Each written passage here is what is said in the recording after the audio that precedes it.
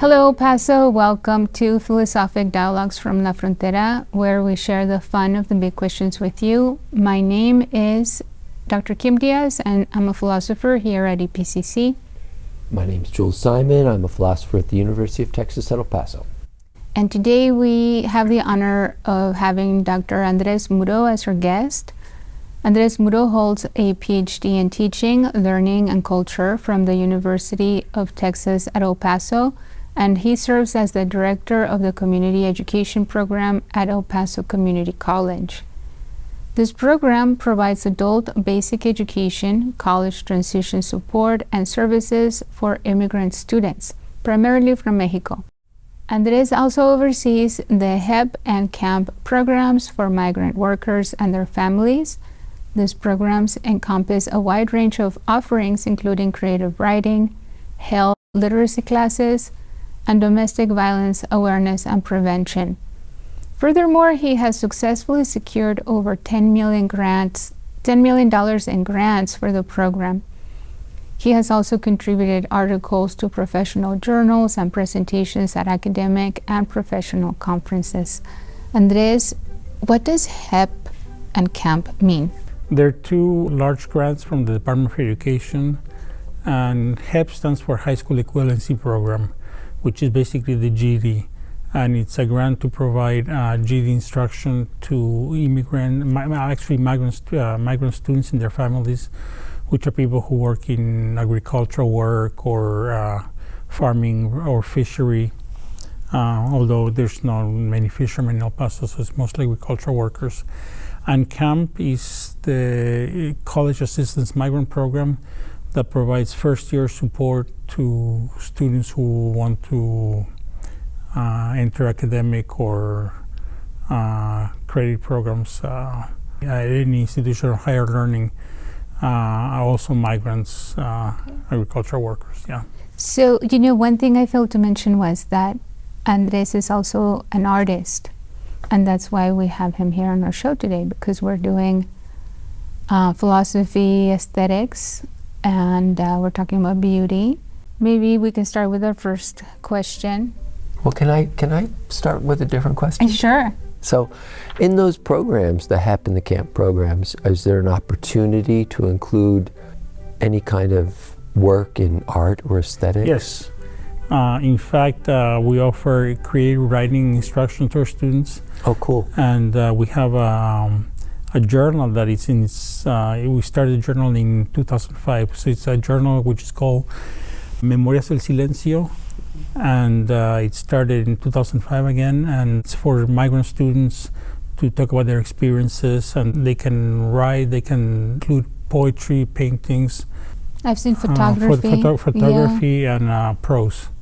And we've been doing it for again, almost 2005, 2023. It's 18 years, 14 issues that we have published.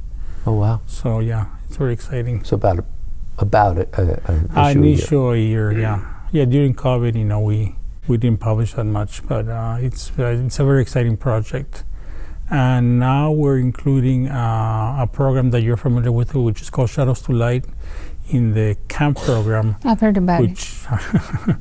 Which includes philosophy, meditation, and mindfulness and art as vehicles to engage the students in thinking about themselves and what they want to do in the future and how to face, challenges, with those perspectives in mind. And it's been very successful too. I think so. You're an artist, but you also have a PhD in education. Mm-hmm. How do you combine that? What do you think is what is la frontera between those two parts of your life, education and art? Oof. I wasn't ready for this question. Yeah, this is the big question, right? Actually, it's a very important question. I consider education an ethical task. Education is, to me, primarily an ethical task. Is to provide the opportunity to people to create spaces to provide the opportunity for people to enhance their experiences. And so the enhancement of the experience is an aesthetic idea, right? We want our students to flow, to interact with the world, and particularly, a phenomenon that happens in the border is that some people are intimidated by the border, by immigrants, and immigrants at the same time, they have not been exposed in many cases to many experiences, and they're intimidated by the world. So creating spaces where they can experience the world is an important ethical task. And I think that providing a space that allows students to experience the world is the task of education. And then consequently, then they end up having means to, like for instance, right, their GED and then college credit-bearing classes. Right. Yeah. That's at the very like literal level. We provide GED. We provide transition to college. We help the students who are in their first year of college. We do adult literacy in Spanish, and we help students acquire their elementary and secondary education from Mexico. There's a lot of programs that do that. That's the standard fare for adult basic education. So we want to enhance that experience. We want it to be more of getting to know the world, and through GED and through college education, we want them to expand their experience. At the same time, with, like, for instance, Memoria del Silencio, you're affirming their experience already. Yes. Right? So it's not like forget that and learn the new. It's you also create the space where they can right, draw from their experiences, which are just as legitimate and valuable. It's funny because I always tell people that people in El Paso, kids particularly, they go to school and they learn that they came from the Pilgrims and landed in Plymouth Rock, except that, like, the majority of our students never been to New England. they have absolutely no relationship to that history, and it's not that it's not valid. And it's an important history, but our students have important histories too. So the idea of the journal, Memorias del Silencio, is to give the students an opportunity to tell their own histories. And the way to have an opportunity for them to connect to the history of others is to share their own history first. It's not just about them becoming more knowledgeable about the world, but about the world becoming more knowledgeable of who they are. Because people don't know who our students are, who immigrants are. And for example, the majority of the people don't know that the economy of this community has been built by immigrants. That for many years El Paso was the capital of the garment industry for the whole country, and these were immigrants that were producing clothes for the whole country and many parts of the world, and they sustained the economy. Part of the economy is also sustained by farm labor, agricultural labor. So the economy of this community is sustained by immigrants, and people don't know that. So our students are contributing to the history and the economy and the social fabric of this community, and they're not recognized for it. So the journal, the Memoria del Silencio, offers a glimpse of their lives. You mentioned that this had to be connected to beauty. It's like, the journal provides an opportunity to experience the life of the students in an aesthetic way. It's an aesthetic connection. And, it's like, usually people like sort of put the two words together and they go together, beauty and aesthetics. But aesthetics, I think, has to do with the senses and how the senses take in the world and face the world and confront the world. We confront the world and we confront everything through aesthetics, through the senses. Did you have a say-so over the name, Memoria del Silencio? Yes, it was a group of us. This happened in around 2005. We had funding from the city. I wrote a grant together with Amin Ghosh, who was the director of Border Census, which is a literary journal that is still produced. Published in El Paso. So I told him that I wanted to, create a journal but it would be narrating again the experiences of our students. So we got a grant from the city, and we started the journal. A couple of my coworkers and myself, came up with the name Memoria del Silencio, which I think is a brilliant. Why do you like the name? What does it mean? Well, it's about stories that prior to this are never told. They're stories that remain silent. I mean, our students are like people like to keep immigrants, hidden away. They're like, the other, the enemy. They're the thing that we don't disclose, and so that's why they're silenced. But we want them to come to light. So these memories that these experiences that our students have, which have been kept silent for many years, are something that we want to bring to the world. Can you give us an example of some of those stories? There's a woman who fourth grade education from Mexico, and she wrote a poem to her husband, who's a migrant worker, a farm worker.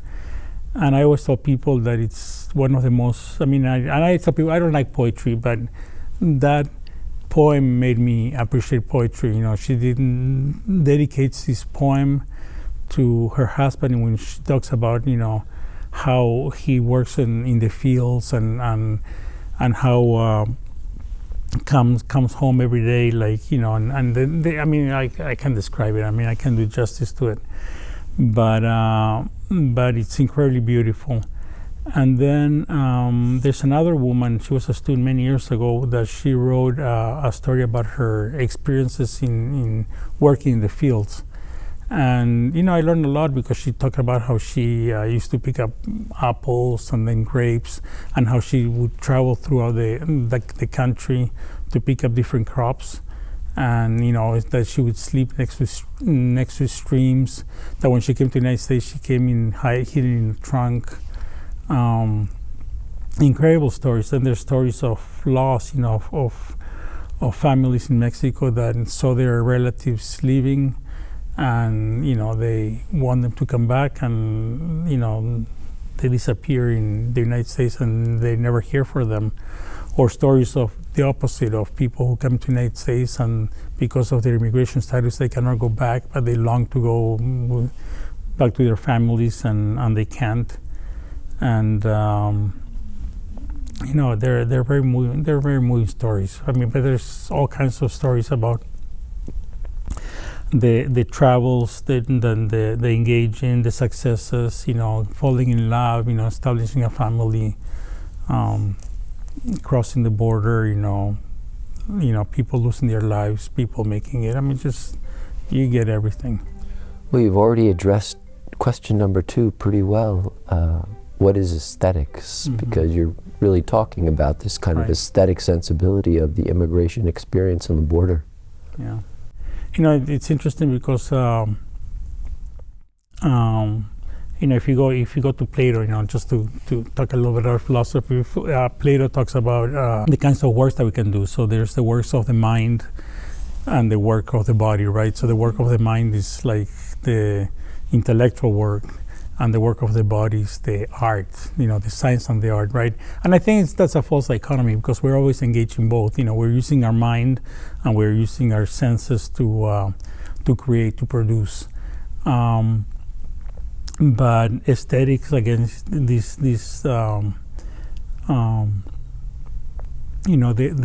senses being employed to create, to produce, to do something.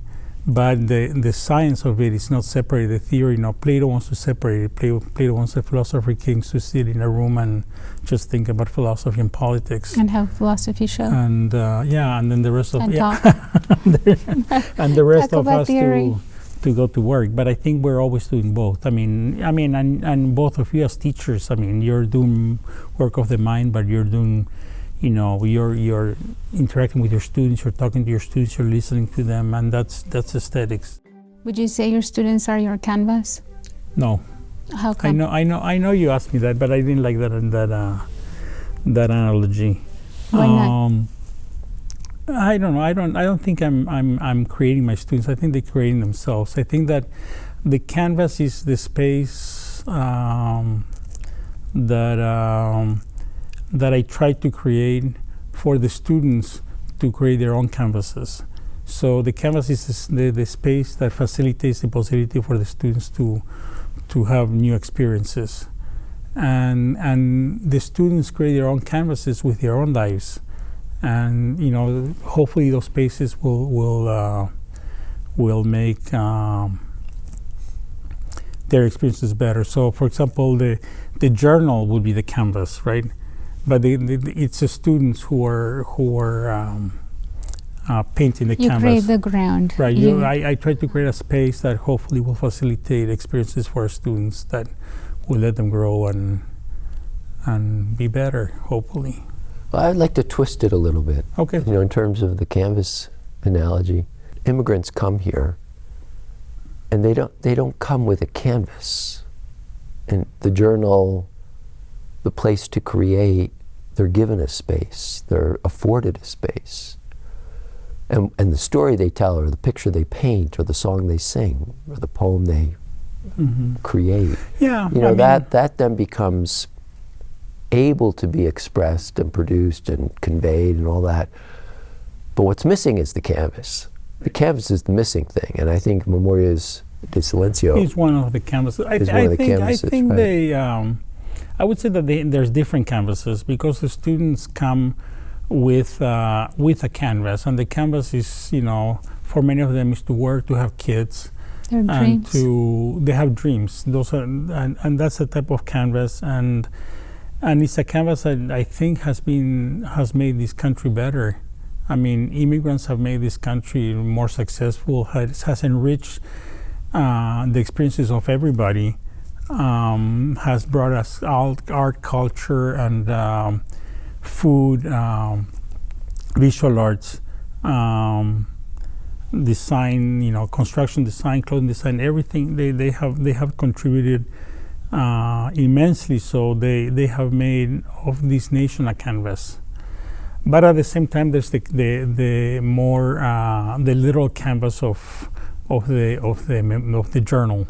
So I think that they have a canvas, but we provide another canvas. One is the canvas that they dream of, and the other canvas, the space that we provide to facilitate those dreams, and even to produce more, to create more. So I think there's multiple canvases. Yeah, it seems like you are empowering them. They already come with their dreams, but maybe you're just showing them more of the technique of how to. Yeah, possibly. I think they empower themselves. We just try to create, and it's not just me, it's the people that I work with. We all try to empower them to be more successful, and they empower us at the same time. Mm-hmm. They empower us. By us learning their experiences, we learn more about. When I started working, I didn't know anything about the lives of immigrants. Well, I knew a few things, but they have taught us tremendously about what it is to be an immigrant, and I learned that history is not just what comes in what it says history textbook, but it's what our students are doing every day and how they're contributing to society. And that's history, there's art, that's sociology, that's science, that's everything. So how would you factor in appreciation to that? Because you talked about the contributions of immigrants to the economics of the country, to clothing the people of the United States, from this region. from the work they do, and that's an aesthetic phenomenon in itself. This phenomenon of appreciation. Right. I mean, people go to museums and appreciate the art on the wall, right? Okay. Or you walk through a city and you appreciate the architecture, or you appreciate a good song, or. So let me See try why? to give a sort of a technical philosophical answer. Let's see if I can come up with something like that. So there's a philosopher that I like called Gilles Deleuze, or Deleuze. I don't know how you pronounce it. It's like, Deleuze. Deleuze says that, you know, that we're these sort of machines that are consuming energy and producing energy, and this consumption of energy and production of energy is a way to flow with the world, right? And one of the things that happens, for example, when we're babies, you know, we have this ability to flow with everything, right? So, you know, we just, you know, put the plug in our mouth, you know, and then we just put our hands on our mouth and our nose, and, you know, we put food in our nose, we touch our butts, you know, we do all kinds of things. And so we're ready to flow with everything. We want to just, you know, flow with everything. We want to appreciate everything. And then our parents, you know, tell us, you know, okay, we need to not put food in your nose, not eat this, not put the plug in your mouth. So Deleuze says that, you know, this ability to flow that baby has are like orifices in our body, right? It's a metaphor. We have orifices through which we can appreciate things, and we can give ourselves to the world. And what happens is that, you know, society and culture and school and our parents, you know, begin to mold these orifices, right? So they close some, so we don't just put food in our mouth. But that you know, it's like, you know, kids who are very appreciative of the world, you know, begin to stop appreciating things. You know, their experiences, somehow the schools, you know, begin to curtail their ability of children to appreciate. And so when they grow up, they stop flowing with the facility that kids have.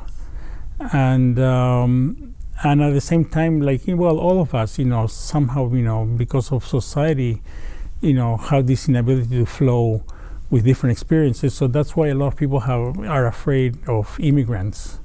You know, so I don't wanna hang out with immigrants or minorities or poor people. And the same our students, you know, because of their experiences, they have stopped this ability to flow. And so I think the space that we create are you know, facilitate the opening of orifices so people can flow, people can begin to appreciate the world, people can take in the world, and at the same time the world can better take them.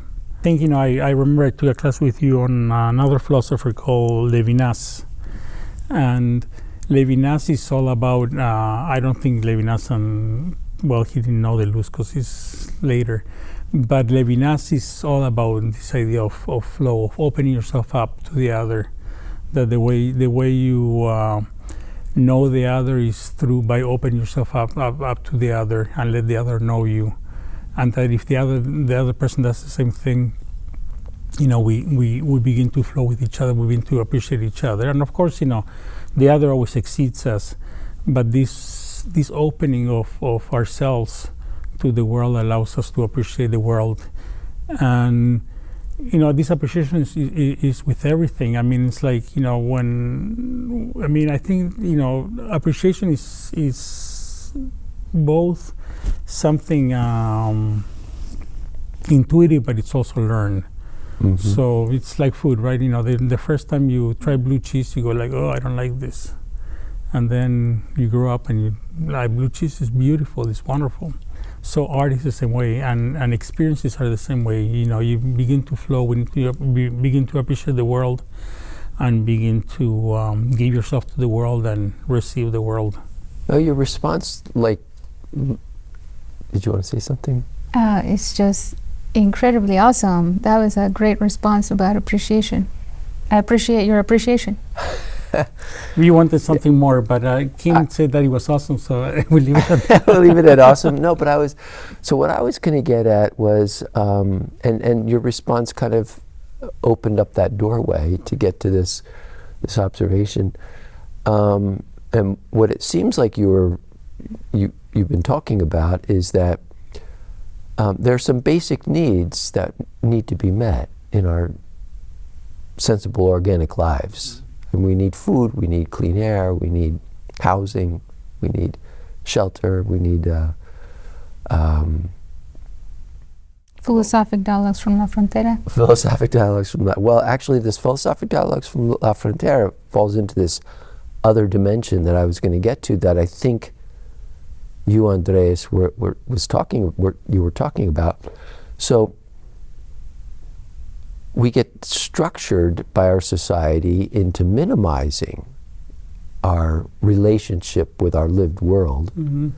And so in some ways, the aesthetic experiences get cut off and restricted, as it were, right? And so, and we can see that kind of experience happening in a stark way on the border, Mm-hmm. because people come to the border with basic needs not being met, right? Mm-hmm. But at least with Memorias del Silencio, is it de Silencio? Del Silencio. Del Silencio. Del Silencio. Memories of Silence. Sí. Yeah. With that, it's almost like you're opening up then again this kind of dammed up or bottled up or restricted flow, and getting them to flow again, right? Mm-hmm. Getting them to aesthetically flow again, which is, to come back to your comments about education before, which is itself an ethical condition, right? Yeah, and if you theorize a little more, I can talk about Freire. And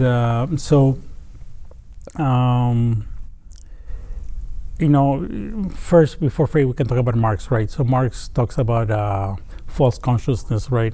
What is false consciousness? False consciousness is for example, Marx says something that distracts us from reality, like religion is a false consciousness, because religion prevents us from focusing on our own experiences, right? So poor people, are oppressed. They don't have much sense of the way they cannot flow with the world, but they're given religion as a distraction from realizing the world. So Marx Freire takes the idea of false consciousness and talks about people having three types of consciousnesses. One is magical consciousness, then the other one is naive consciousness, right, and critical consciousness, right? So magical consciousness is the belief that you cannot change the world, that the world acts upon you. So it's like, and they say like, we're going to do whatever God wants. It's like, so what's happening with whatever God wants, right? So that's something magical. God is going to, create. Things are going to work out. Kids are going to, or not, but it's out of my control. It's out of my control. It's what God wishes. And then naive consciousness is when people realize that they can control their own experiences and they can make changes on their own lives. And for Freire, critical consciousness is when people start working together to change their lives and the lives of others, right? So in a way, when immigrants come to the United States, a lot of them have this like sort of magical consciousness. They're just they have a combination of magical and naive consciousness. They have a limited number of experiences that they want to use to have children and for the kids to succeed economically, but also they have this belief, God is gonna lead the way. God is gonna create this path, and God or Uncle Sam. Or Uncle Sam, yeah. So and that is in a way what our educational system wants to do. Wants people to buy into this rhetoric, and just stick to a minimal work, produce, and go to school, and believe in God. And I think, when people start when people start opening themselves to the world and letting the world flow, they have this broader range of experiences that allows them to contribute in a much better way to society. And I think I have a friend who always says that this country is so much better because of immigrants, right? I mean, the not just them individually having positive experiences, but everybody in society benefits from the richness of these experiences. It's just phenomenal. So I'm gonna go back to Plato, because Plato had hierarchies. So did Aristotle, right? Of higher and lower truth, for instance, right? So similar to Freire, he's categorizing the different types of consciousness and saying that one is better than the other. Maybe not overtly, but he clearly, right, is saying that critical consciousness is better than magical. So part of not remaining so much like as children, even though we are socialized, right, and so we do close up, but part of it might be refining our taste so that I don't eat dirt the way that I used to when I was a kid, because it smells so good and I just had to put it in my mouth. And now I choose not to eat dirt. It still smells great. Or the example I give to my students, when I was a kid, I used to love candy and sugar and orange juice that was really full of sugar. And now yeah, and now I prefer better quality orange juice, right? So maybe part of that closing up, would it be possible, do you think, to refine our taste, so that instead of drinking a wine cooler, I drink, there's just better things than wine coolers, I mean, definitely. But still stay open. Yeah. And curious. How do we do that? Is it possible to refine and still be open? I think so. I think that Memorias is about that. It's about, in education you have this idea of additive versus subtractive education, right? So, for example, traditionally in the schools, historically they wanted our kids to learn English, but they didn't want them to learn Spanish, right? So they would hit them when they learn Spanish, right? So then kids would learn English, and then as adults now, a lot of them, resent the fact that they forgot how to speak their native language. And it really takes 3 generations to eradicate, unless there's a conscious effort to prevent that from happening. It takes 3 generations for a language to disappear from some people. So, for example, let's say you have, parents that come from Mexico, they speak Spanish, their kids speak Spanish until they're 6 years old because they speak up Spanish with their parents. Then they go to school, they learn English, and they little by little they stop speaking English. They still know English, Spanish, but they use mostly English. And then kids get married, to other kids as adults, but they only speak English and Spanish with their parents. And then they have children who only learn English. So in 3 generations, the language is gone. But this is with memories, with experiences. The system eradicates that. So to me, the idea is to have an additive education, which is, sure, you teach kids English, but they continue to learn Spanish. You teach, that many immigrants came from Europe, and they landed in Plymouth Rock, and they contributed to society in incredible and sad ways and different ways. But there's other immigrants that came from Mexico and from South America and from other countries, from Eastern Europe and from the Middle East and from Southern Europe, and contribute to this country. And they have their own histories. So rather than create these hierarchies of English is better, or the story of the Pilgrims landing in New England is the better story, all the stories are valid. All the stories are important, and you begin to construct new experiences of immigrants. I might be changing the course of the dialogue a little bit here by asking this question, but since you brought up the issue of language and these kinds of borders between languages, so is the experience of beauty the same or different in Espanol as it is in English?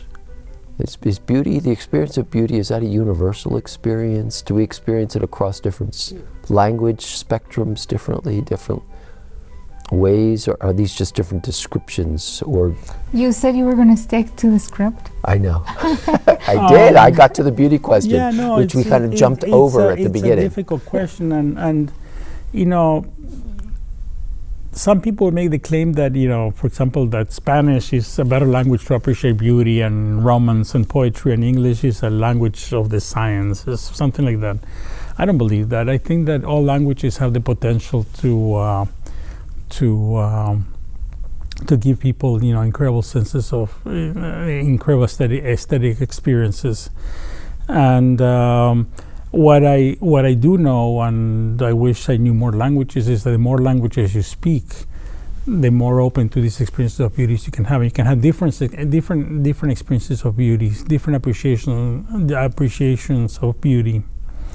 For example, I remember one of my professors when I was in college, David Hall, used to talk about, for example, the word grandmother and abuelita. And I'm sure you were a student of his, so you've probably heard this. And so David explained that grandmother, conveys an experience of what a grandmother is, which is very different from abuelita. And abuelita has this connotation which is cultural, that maybe has to do with hot chocolate and. Except that was the image that came to my mind. Well, because the chocolate abuelita, but it's not that it's better. I mean, it's like it's just that it's different. It's like abuelitas in Mexico might. And this is corny, but they might convey the smell of tortillas and beans. And grandmother in the United States might convey a different experience that I'm from Argentina, so I didn't have neither the Mexican experience. But for example, I had I'm Jewish from my mother's side, right? So. My grandmother used to make Eastern European, we're Ashkenazis, so my grandmother used to make Eastern European Kolaches, would she make kolaches? She made niches, varenikes, she made borscht. Stuffed cabbage. And then... this is why Andreas and I get along so well. My grandparents were Hungarian. Okay. So I grew up with all that kind of food. So I had, for example, my grandmother was an incredible cook. I mean, this is completely, I don't know if you're going to have to edit this or not, but I'll tell you about my grandmother. My grandmother was an awesome cook, but she grew up, she was what they call gauchos judíos, which are the judíos that came to the provinces of Argentina from Eastern Europe and then became agriculturists, and they experienced a lot of poverty both in Eastern Europe and in Argentina. So my grandmother was about she would never waste anything, right? So if you gave her an apple, she would just give you the little not even the core, just the little tiny little thing that's on. Everything else would be gone, right? So but she cooked like that, right? So she would make these delicious apple pies, but she would cook them with the seeds and the core and everything, and I hated it because it's I didn't want to eat her apple pie because I didn't want to run into seeds and pieces of core in the apple pie. So she just took the stem out. She just took this exactly. She took the stem and she left everything in the apple pie, and then every time we had dinner, my mom would say, for example, okay, we have chicken. What part of the chicken would you like to eat? And my grandma says, I want the bones. I want to know the bones. And my mom used to get really mad. She says, we don't have the bones for you to know. You want the breast or the leg? No, I want the carcass. And then we would be eating and says, don't eat the chicken with your hands because I want to know the bones when you finish. So that was so I have a different abuelita experience from like the abuelita that cooks beans. Oh, very similar I'm gonna to mine. is the right word persnickety here? I'm gonna be persnickety. Okay. I'm gonna push you. Because on one hand, I hear you trying to be a pluralist and be inclusive of all experiences. But at the same time, you're favoring that as being better than, right? So one of the questions we were to talk about was what is quality? And it seems to me that it's fresh squeezed orange juice is of a higher quality than sugar with yellow number 5, right? And so similarly, your grandma's apple pie, even though it's like wonderful and memorable, but you didn't want to eat the seeds. Mm-hmm. So clearly we favor some things over others. I don't want to be putting things in my nose, like even though they smell great, I don't want to put them up my nose. And sometimes I feel like it's still, like biscuits, but I know better. And so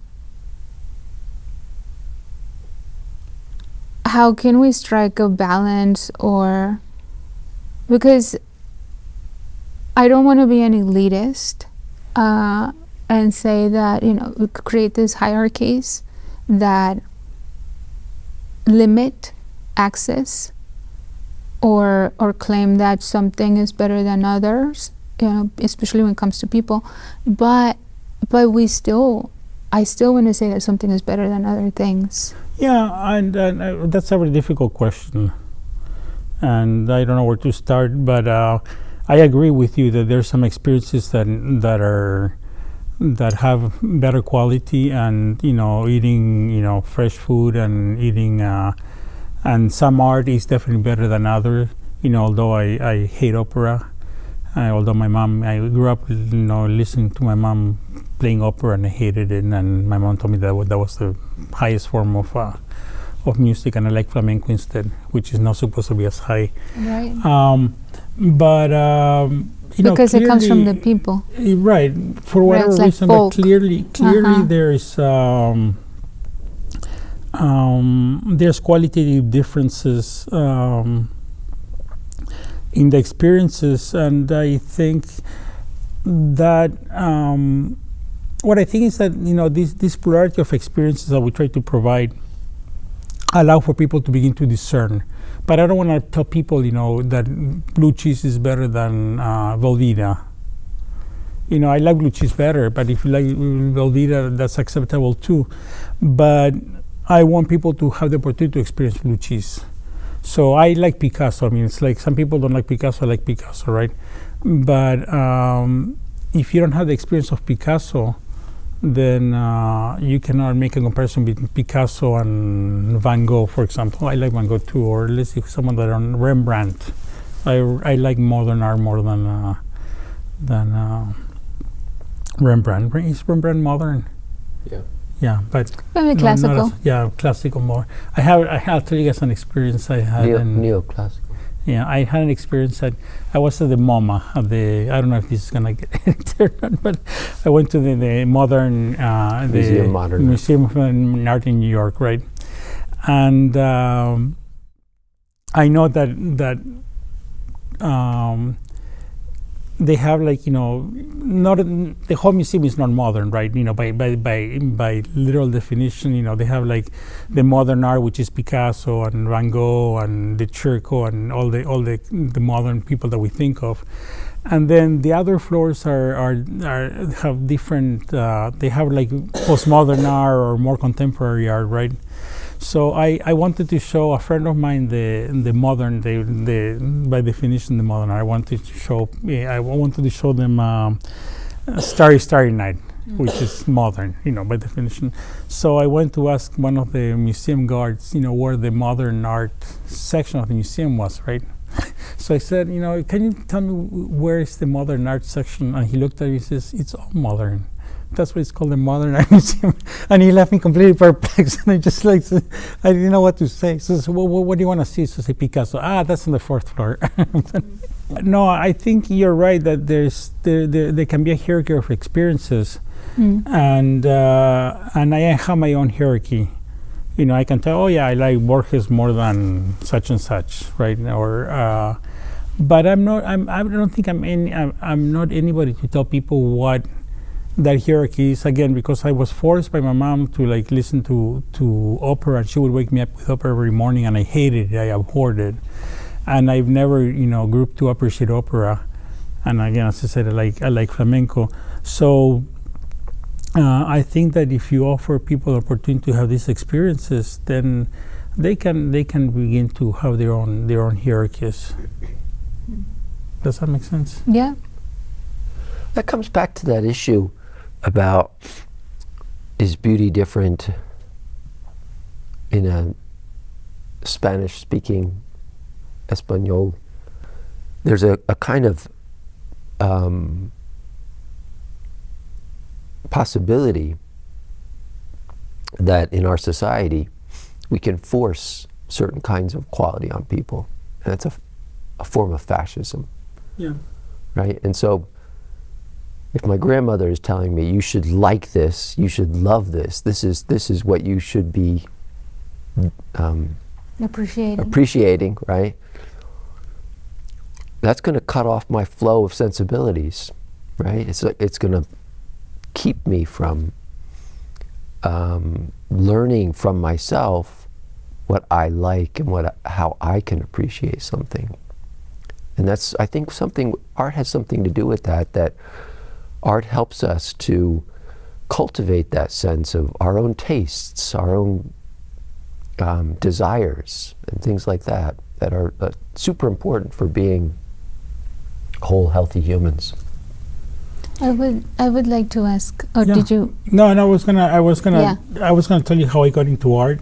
Yeah, tell us. Because well, that's great, because we needed to get there. Go ahead. Okay, so I would never consider myself an artist, because again, when I was a kid, my parents tried to force high art on me. They used to take me to the opera house, and they used to take me to the museums, and I disliked, those experiences. I didn't like to go to a museum and look at paintings. I didn't like to listen to classical music. In fact, I've never grew. Maybe it's something with my year. I never grew an appreciation for music except for flamenco, which I really enjoy. But I remember one time I was talking to Hal Marcus many years ago. This was in probably the 90s. And I told him that I didn't know he was an artist, so I told him that I was going to Argentina. And he said, I have a cousin in Argentina. Can you take a package for her? So he gave me a package of postcards of his art. So I started looking at his paintings, and I loved it, right? And by the standards, by the hierarchical standards of the world, Hal Marcus would not be considered high art. High art. But I thought it was awesome. So when I started painting, I first was inspired by him, and then I of course I had modern art. I have had experience with modern art all throughout. So I would think of other modern artists. But that's why I don't like to tell people this is high art. I just want people to open themselves up to different experiences, and then they should decide what high art is. I would like to ask you, because it seems to me, would you agree that art is healing? For sure. Tell me Definitely. more, why? I don't know. I was talking. This is so unphilosophical.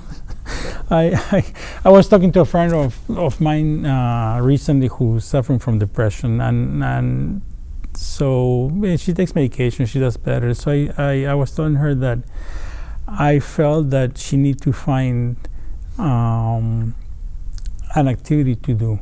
That, it's like, she has to have like a plan, to do something. And one of the possibilities is to do art. And when I started painting, I was suffering from depression, and I was getting out of it. But it was definitely incredibly healing. And I mean, I never analyzed why it's healing, but the whole experience of doing art is very satisfying. It makes you feel that you have this talent that comes out in a canvas, or in, like, my students, they write and they're like, it just, and they're so proud of their writing. It's just. But I mean, I don't know. Like, I haven't analyzed it like philosophically, but yeah. And what about, you mentioned earlier that we all have a canvas, and the canvas is our life. So in that sense, we're all artists, right? And we're creating our own life. Yes, and I like that, I like Plato's distinction, because Plato talked about science and art, science being high, theoretical stuff, and art being just like, the menial stuff. But, again, he got it wrong, because art is like what we do with our life, and that's not menial, that's very important, that's very significant. And, like what we do with our life is creating a culture, creating an experience for others. And to me, that's art. Thank you. We'll leave it there. You're welcome. That's a wonderful conclusion. Yes. Oh, thank you. And so, thank you, Andres, for joining us. Oh, that's fine. Now, don't put that hair near your face. And this has been Philosophic Dialogues from La Frontera. My name is Kim Diaz. Jules Simon, and please see some of our other episodes or see what else is on EPCC TV. Thank you. Thank you.